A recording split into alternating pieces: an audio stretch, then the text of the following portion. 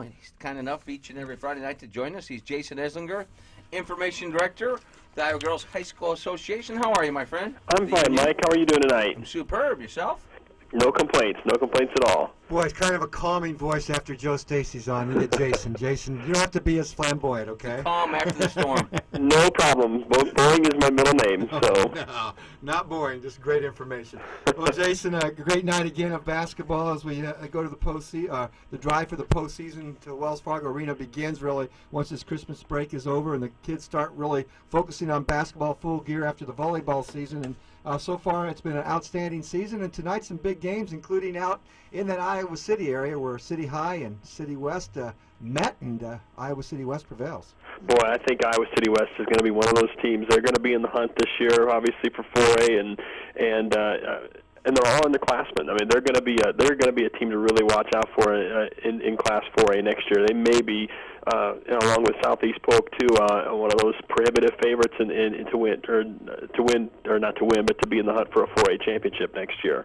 And they're in it this year too, as far as that goes. I mean, the future is now for a couple of those teams. But again, Iowa City West with a nice victory over Iowa City High tonight. You know, right here in this area, we haven't talked about them a lot, but Iowa Christian Academy kind of coming under the radar. They have one of the outstanding kids in Class 1A, in Carly Shutt, leading the way in the state in scoring as we head into tonight's action. Yeah, they're having a nice year, and I think she had 20 points tonight in their victory, and they're off to a really nice start.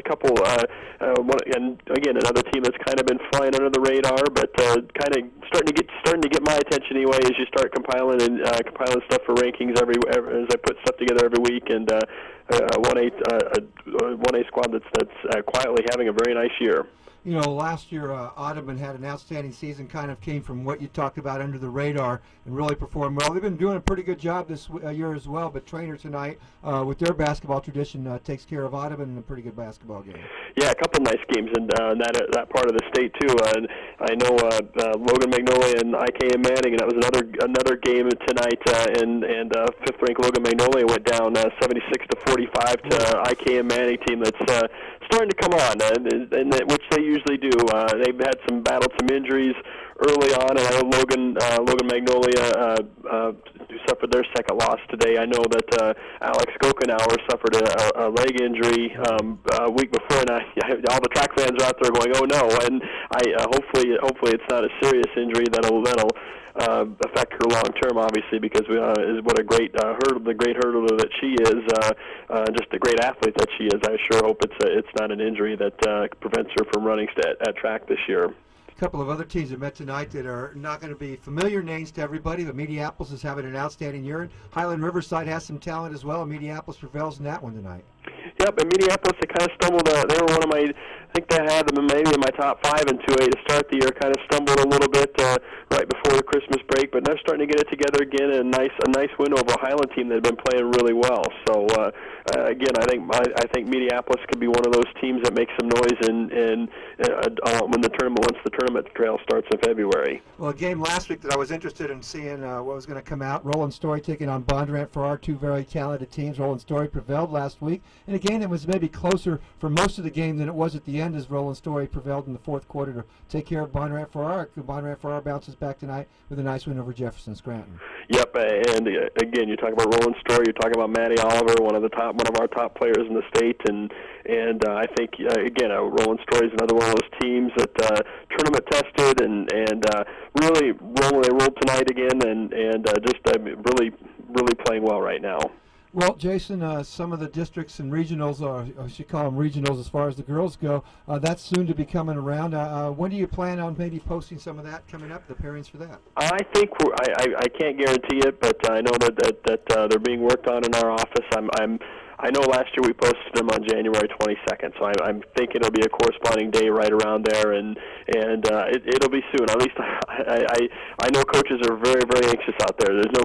I wish I'd had a dime for every time I've been asked that question this week, the last 2 weeks actually. So, and I think part of that's because we, prior to last year, we usually release those pairings right before the Christmas break, and now with our software that allows us to, there's a lot of post work after we get our pairings done that go into official assignments and getting contracts ready. It's not quite as difficult to do those things, so that allows us to wait a little bit longer to try to kind of watch the season play out, and hopefully, when the brackets are set, we've got good matchups, and the kind of the cream rises to the crop at the end in the regional finals, and that's obviously what everyone wants.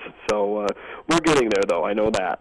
We're talking to Jason Eslinger. He's the information director of the Iowa Girls High School Athletic Union, and we had a conversation in our first hour with Bud Legg, and he brought up the same description of the software.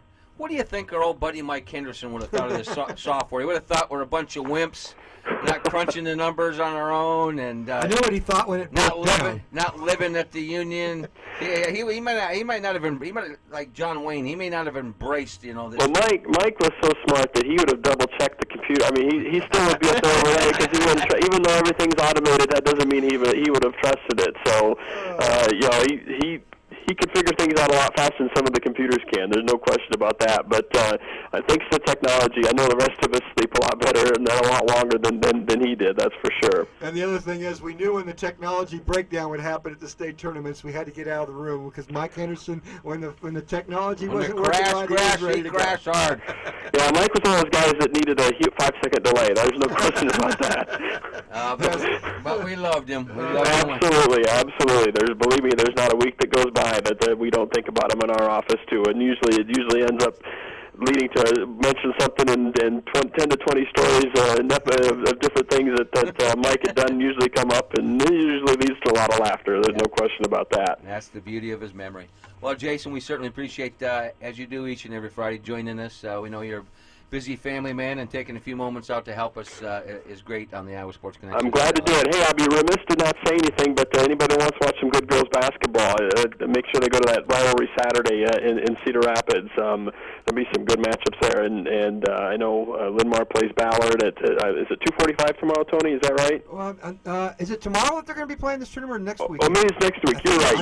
Well, at any rate, you're right. I apologize. I'm worried because I'm going out there. I apologize. Well, anyway, so anybody should go. There's right now. I know there's 8 rated teams playing in that, and this way we'll give everyone a week to play. And I apologize for that. I'm losing both the guys in the studio here.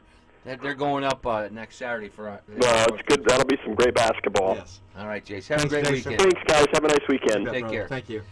Let's take a break. We'll come back and just